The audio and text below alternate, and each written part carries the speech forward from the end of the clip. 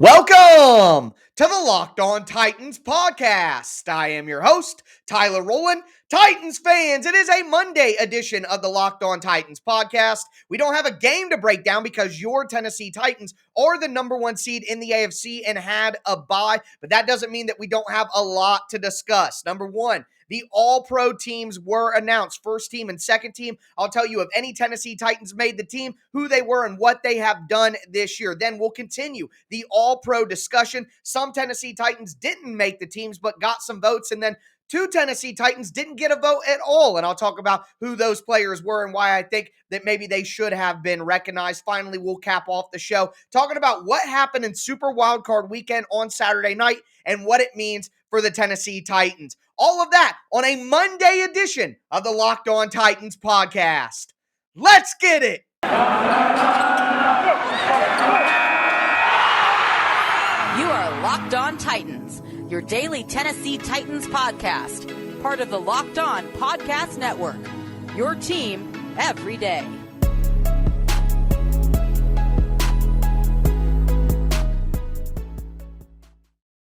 Titans fans, it is a Monday edition of the Locked On Titans podcast. Excited to dive into the all-pro list, which Tennessee Titans made it, which didn't, how many votes they got. Also talk about the wildcard games on Saturday night. Before we get into that, though, do want to thank you guys for making the Locked On Titans podcast your first listen every day. If this is your first ever listen to the Locked On Titans podcast, make sure you subscribe on whatever platform you do stream. Check out the Locked On Titans YouTube channel for the podcast on video. Subscribe. Also, smash that notification bell on YouTube so you'll get alerted whenever new content drops. Make sure you hit a thumbs up button if you're watching on YouTube right now. Follow me on social media at Tic Tac Titans on Twitter, at Locked On Titans Pod on Facebook. Remember, I am the only Titans content creator that is going to be putting out Monday through Friday daily Tennessee Titans content, not only during the regular season, not only during the postseason, but all year long. Now, with that being said, let's dive into today's show. Going to dive into these all-pro lists. Number one, which Tennessee Titans made the all-pro list for the NFL? There were two. Kevin Byard at safety on the first team, and Jeffery Simmons as an interior defensive lineman on the second team. So love seeing those Tennessee Titans players get recognition. I would say that Byard and Jeffery Simmons are certainly the two best defensive players that the Titans have, and everything that happens around those two players is caused by what they're able to do. And as I mentioned, Kevin Byard makes that first team. He was the number one vote getter out of all safeties.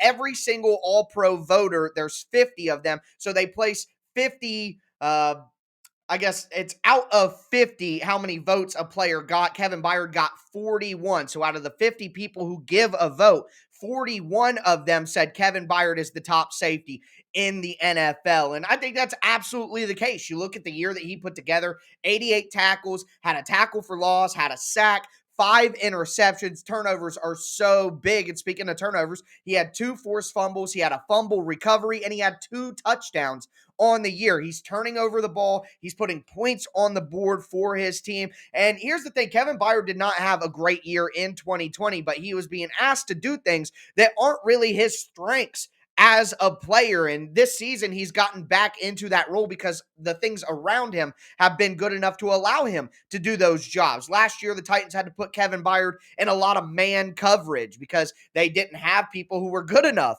in man coverage to allow Kevin Byard to do what he's doing this year, and that's playing zone over the middle of the field, whether it be a robber in man coverage, whether it be the deep guy in man coverage, playing in the middle of the field in different zones, letting him read the quarterback and make plays rather than playing one-on-one man coverage on tight ends every single game. So Kevin Byard got back in a role that's suitable for him, and he looked like the safety that the Titans made the highest paid safety in the NFL just a few seasons ago. And of course, got to eat my crow here. I didn't say the Titans should cut Kevin Byard, but did toss out the idea that it would save the Titans quite a bit of money if they considered it during the offseason as they were trying to, remake this defense. Obviously, Wasn't something that I was saying they should do. Glad they didn't do. And Kevin Byard rewarded them with some stellar all-pro play. Really was the best safety in the NFL this season. And that leads us to Jeffery Simmons. Jeffery Simmons made second team all-pro, and it may make you wonder who was ahead of him.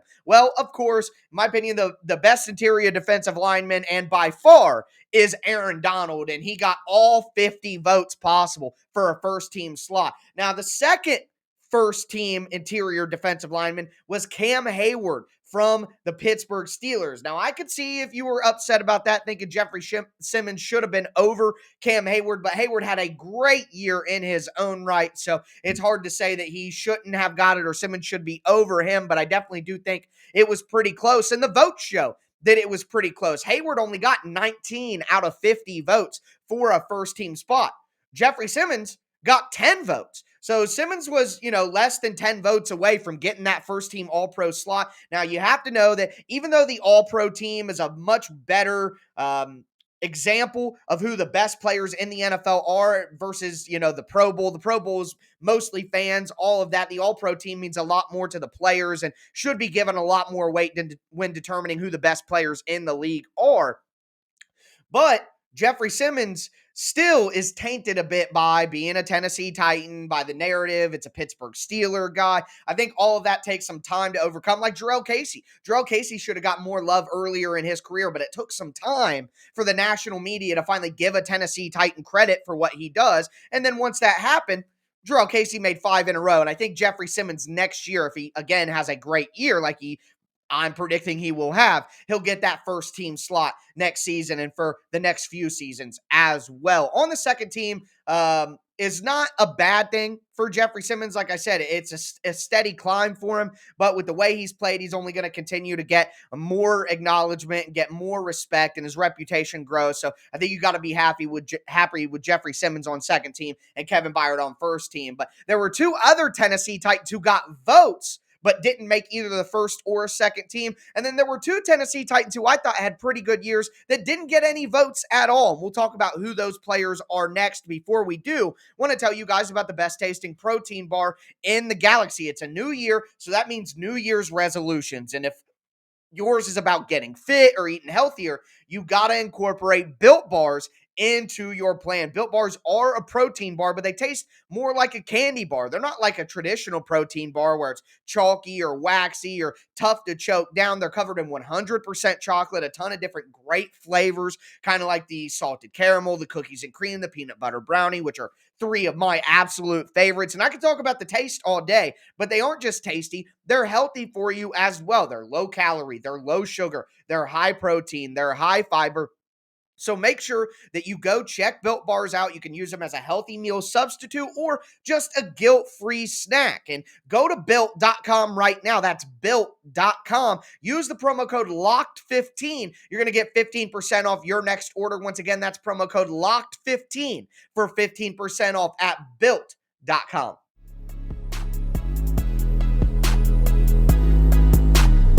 Titans fans, we are going to continue this Monday edition of the Locked On Titans podcast. We are going to talk about the Titans who got votes for the All-Pro but didn't make the team, and Tennessee Titans who didn't get a vote at all. So before we dive into that, I do want to thank you guys for making the Locked On Titans podcast your first listen every day. Make sure you subscribe on whatever platform you do stream. I do want to mention a little programming note here for you guys. Had intended to do a mailbag on today's show, but there was some news that I needed to get into as well. We are going to do a Twitter Tuesday that will include mailbag questions, probably do 3 segments of mailbag questions if, in fact, we don't get any breaking Titans news on Monday that we're going to get into. So make sure you send in your mailbag questions. Put them as a 5-star review on Apple iTunes. Send them to me on Twitter at TicTacTitans, and I'll make sure I get your question read and get a shout out to you on Tuesday's show. But with that said, we just talked about Simmons and Byard making the All-Pro team, Byard making first team, Simmons making second team. Let's talk about Titans who got a vote or didn't make the team. Number one, the Titans that got a vote. Roger Saffold did get 1 vote for first team All-Pro. Now, that wasn't good enough to be over Zach Martin from Dallas and Joel Bitonio from Cleveland, who got the first team spots. That's not enough to be over Quentin Nelson from Indy or Wyatt Teller from Cleveland to get the second team spots. But at least Roger Saffold got a vote. And I like at least one Tennessee Titans offensive lineman getting a vote here. I know that they really struggled in pass protection throughout the year, but this Titans offensive line consistently puts the team in a position to be top 5 in rushing every single year. I believe the Titans were 6th in rushing this year. So you can't be a bad offensive line and be at the top of the league in rushing yards every single year. So that just doesn't work. The Titans are the number 1 seed in the AFC. You can't say that the offensive line is bad, but I understand that no Tennessee Titans offensive lineman actually made either team, and quite frankly, they shouldn't have. A ton of in and out of the lineup, health issues, and with the pass protection included, I just don't think now was the time to reward the Tennessee Titans offensive line for their performance. But Saffold got one vote, so that's some acknowledgement from one of the voters that the Tennessee Titans offensive line is doing a good job in the run game. The other Titan that got votes but didn't make the team was long snapper Morgan Cox. Luke Rhodes from Indianapolis got first team. Josh Harris from Atlanta got second team. Morgan Cox got 4 votes, though. Shout out to Morgan. He was the Pro Bowl long snapper last season, so he's a guy with a good reputation. Came over from Baltimore. He's been good for the Titans. Haven't had any issues with snaps all year long. I mean, none. Randy Bullock missed some kicks. He's not an all-pro kicker. He's just run-of-the-mill kicker, and that's fine, but that's better than the garbage that the Titans have dealt with the past few seasons before that. But overall, there haven't been any issues in the kicking game due to snapping, whether it be punting or field goals, what have you. So Morgan Cox, definitely worth his value and worth the contract that the Titans gave him. Haven't had any issues there, and knock on wood, knocking on the desk right now, that none of those pop up going forward. Now, let's talk about some Tennessee Titans that didn't get a vote at all. And I'm not saying that they should have made the list, and I'll explain that. But not even a vote, especially for the first Titan that we're going to talk about. Harold Landry. Harold Landry had 74 tackles. He had 12 sacks. 12 sacks. 14 tackles for loss. Couldn't even get a vote. Man, it's tough out there. But the reality is, yeah, guys, it's tough out there at edge rusher. I mean, TJ Watt tied the sack record, and Myles Garrett was insane, and they got first team. Who's going to say Harold Landry deserves a spot over either of those guys? You got to be honest with yourself. They don't. He doesn't. Then Robert Quinn had 18, 19 sacks for Chicago, and Max Crosby was right there as well. All those guys had more sacks than Harold Landry. And when you're talking about the edge rusher position, it's kind of the hallmark stat.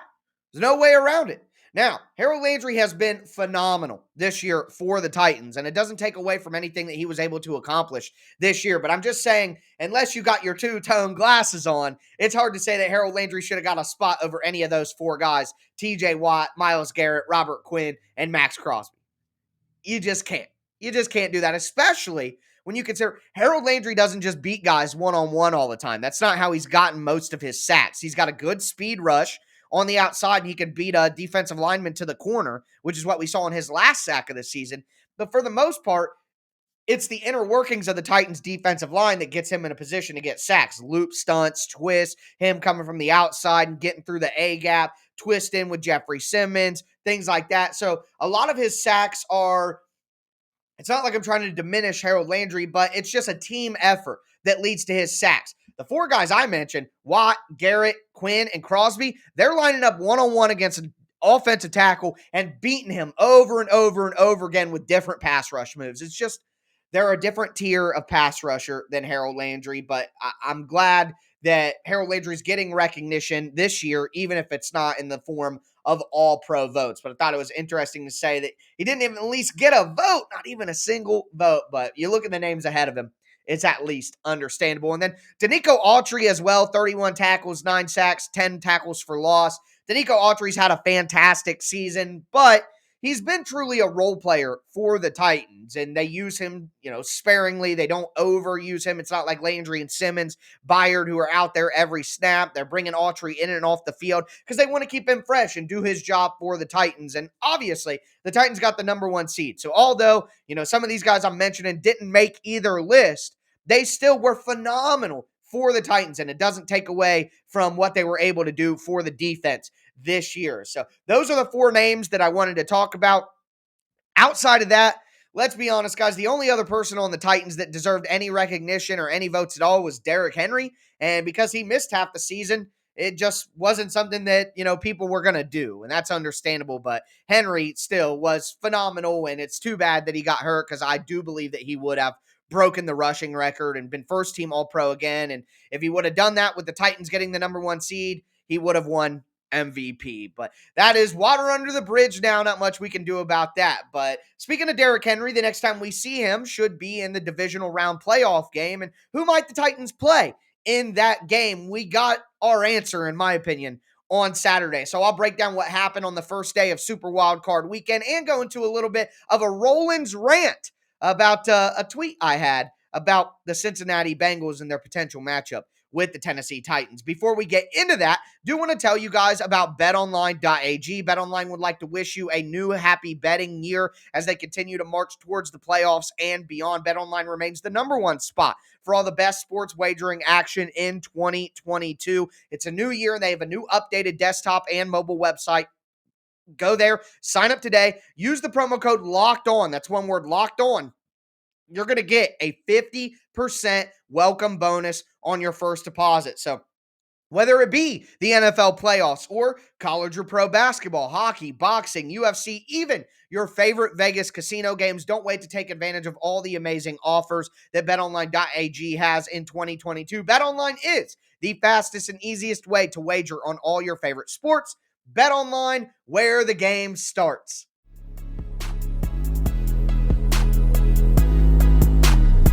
Titans fans, let's cap off this Monday edition of the Locked On Titans podcast. I want to thank you guys again for making the Locked On Titans podcast your first listen every day. As for your second listen, check out the Locked On Bets podcast hosted by your boy Q and handicapping expert Lee Sterling. You're going to take the advice that you get from Locked On Bets. You're going to go to betonline.ag, and that is the best way to wager on all your favorite sports. With that being said, I want to remind you guys, tomorrow on Tuesday, we are going to have a mailbag segment. Send in your mailbag questions to me on Twitter at TicTacTitans or as a 5-star review in Apple iTunes. Let's talk about what happened on Saturday. There were 2 wildcard games played, both of them AFC games, so it gave us a good idea of what's going to happen with the Tennessee Titans when they do take the field in the playoffs next weekend.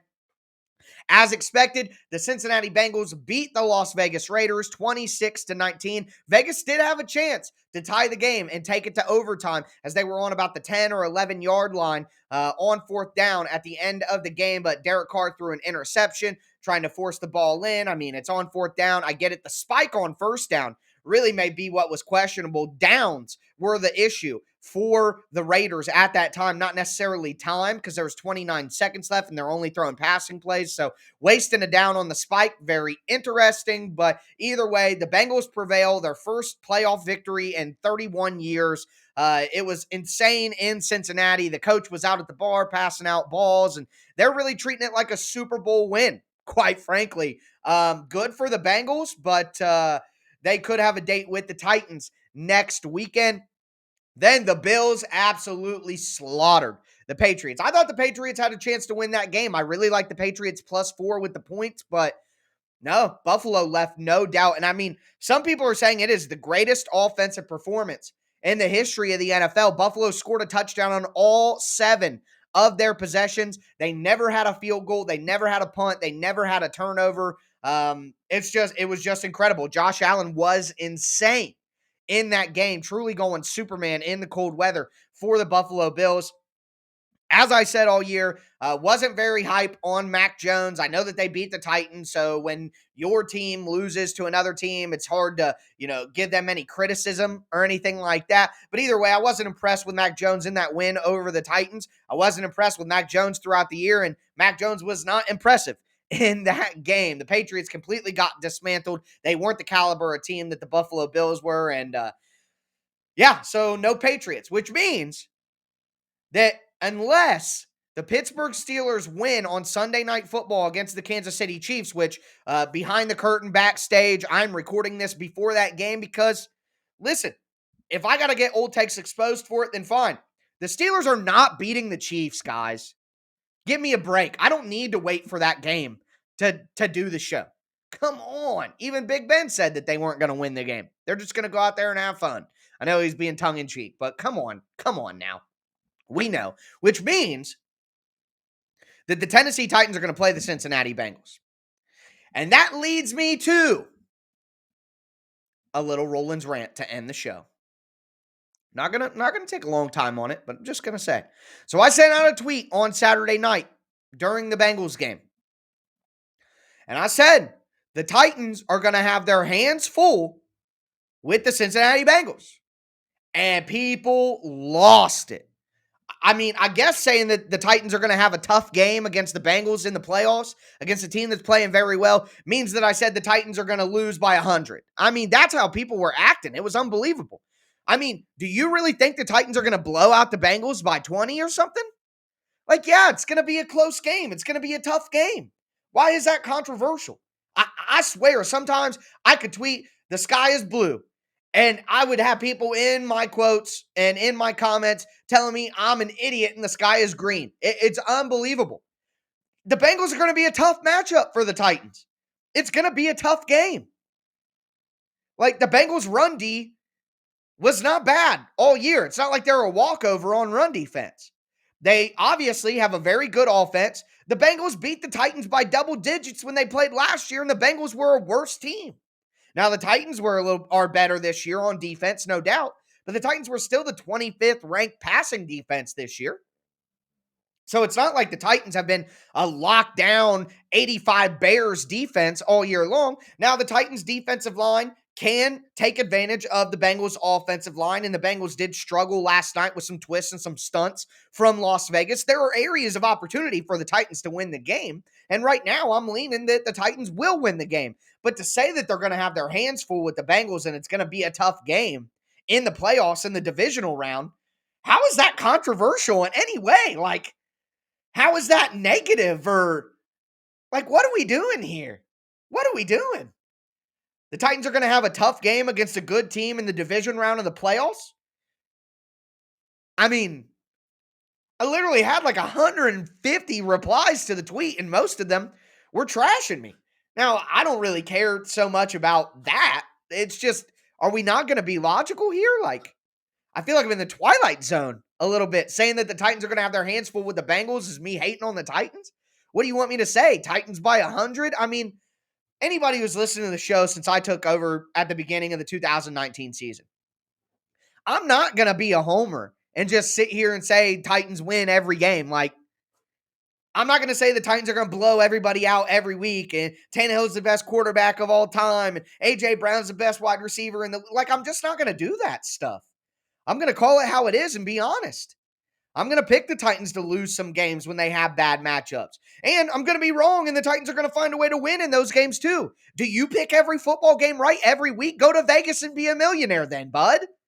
Like, I don't know. I'm a little bit perplexed is all. And I know the podcast crowd is a little more logical than the social media crowd. So that's why I guess I just come here and, just let you guys know how I'm feeling about certain things. And I just want to say that saying that the Titans are going to have their hands full with the Bengals, a really good team in the division round of the playoffs, is not a hot take in any sense of the imagination. So everyone relax. That's really all it comes down to. But that's going to do it for me today, folks. Again, tomorrow's a Twitter Tuesday. I'm going to be taking mailbag questions. Send them in. Hopefully we get some updates on some health for Tennessee Titans players like Buster Screen, and Elijah Molden, and, of course, Derrick Henry. And I'm going to be here to break it all down with you guys. So, everybody, I hope you had an enjoyable weekend. That's going to do it for me today, folks. As always, I am your host, Tyler Rowland, and this was Locked On Titans.